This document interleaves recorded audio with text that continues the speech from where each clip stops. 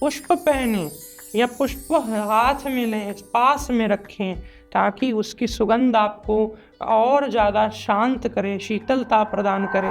शरद ऋतु में चांद की रोशनी में बैठने और उसमें खीर बनाकर रख देने से, अगली सुबह उसे खा लेने से इम्यूनिटी बढ़ती है, रोग प्रतिरोधक शक्ति बढ़ती है। ये बात बहुत सारे आयुर्वेदाचार्यों के द्वारा या मेरे भी कार्यक्रमों में आपने सुनी होगी।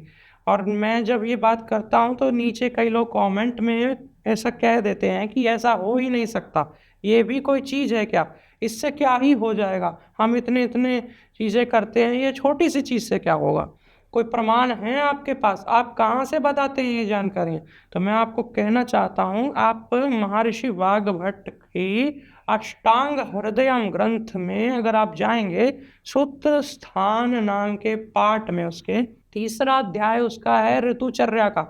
उसमें भी शरद ऋतु की जो चर्या बताई गई है, 53-54 नंबर श्लोक जो है, वो इसी के बारे में ही उन्होंने संकेत किया है महर्षि वाग्भट ने, कि आप शरद ऋतु के चंद्र का दर्शन करें।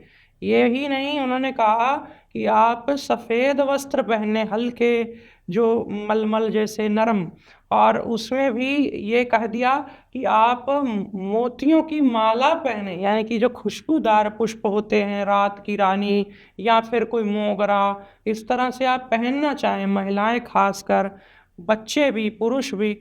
पुष्प पहने या पुष्प हाथ में लें, पास में रखें, ताकि उसकी सुगंध आपको और ज़्यादा शांत करे, शीतलता प्रदान करे। फिर उसके साथ उन्होंने क्या कहा कि आप इत्र लगावें या कोई ऐसा उनका लेप करें खुशबूदार औषधियाँ या द्रव्यों का, जैसे उशिर खस बोलते हैं जिसको।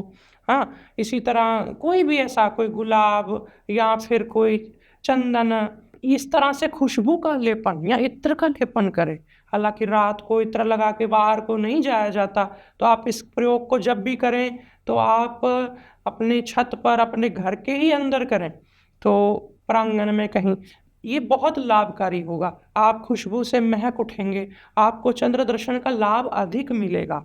ये चीज़ महर्षि वाग्भट ने बताई। फिर ये भी कहा कि रात्रि के प्रथम प्रहर में बैठें, यानी जब सूर्य चंद्र की रोशनी अभी अपनी छटा बिखेरना शुरू हुई है और उसकी शीतलता, उसकी श्वेत किरणें आपके आँखों में, आप उन चंद्र दर्शन करते वक्त टकटकी लगाकर चंद्र को देख सकते हैं। बहुत आंखें फाड़ कर नहीं, बहुत ज़्यादा आंखें बंद रख के नहीं, हल्का सहज होकर के। पलकें धीरे धीरे झपकना कम हो जाएंगी, धीरे धीरे शांति बढ़ने लगेगी, विचार शून्य होने लगेंगे। ये करने से आपके बहुत रोग कटेंगे। मैंने कई बार कई कार्यक्रमों में बताया, मैं संक्षेप में फिर कह दूं कि इससे रोग प्रतिरोधक शक्ति बढ़ती है। जिनको भी रोग जो ठीक नहीं होते साल भर, एक बार 1-2 दिन ऐसा उपयोग कर लें, पूर्णिमा से 1-2 दिन पहले से ही करना शुरू कर दें और पूर्णिमा की रात को भी करें। कई बार बहुत कम ऐसा होता है कि कोई बादल आ गए, कुछ हो गया, तो उस वक्त भी आप बाहर खुले में तो बैठ ही सकते। उससे जो वायुमंडल में जो ऊर्जा बिखरी हुई होती है, अगस्त्य नाम का तारा, उसका भी जिक्र किया महर्षि वाग्भट ने कि इसी ऋतु में उदय होता है, धरती के समीप आ जाता है, तो उससे जल में भी अमृतत्व आ जाता है। आप इसको अगर आप पढ़ेंगे खुद तो आप फिर कहेंगे कि ठीक है, ये तो प्रमाणित चीज़ बता रहे हैं, तो उसमें करने में कोई हर्ज नहीं होता। ये सब चीज़ें जीवन से जुड़ी हुई हैं, हमारी कोई एक टोने टोटके नहीं है। इसको टोने टोटके न समझ करके एक शास्त्रीय प्रमाणित स्वानुभूत, यानी कि मैंने खुद भी अनुभव किया और ऋषियों का भी इसमें अनुभव है कि इससे बहुत गुण मिलता है, बहुत शीतलता, शांति मिलती है। आप करिएगा और मुझे बताइएगा कि आपके परिवार में लोग इसको किस नज़र से देखते हैं, करते हैं या इसमें संशय महसूस करते हैं, क्या है उनकी रुचि, तो ज़रूर नीचे बताइएगा। आने वाले समय में फिर ऐसी चर्चाएं होती रहें, ऐसी परमात्मा से प्रार्थना करते हुए, आप सबके उन्नत भविष्य और स्वास्थ्य की कामना करते हुए, मैं नित्यानंदन श्री लेता हूँ विदा।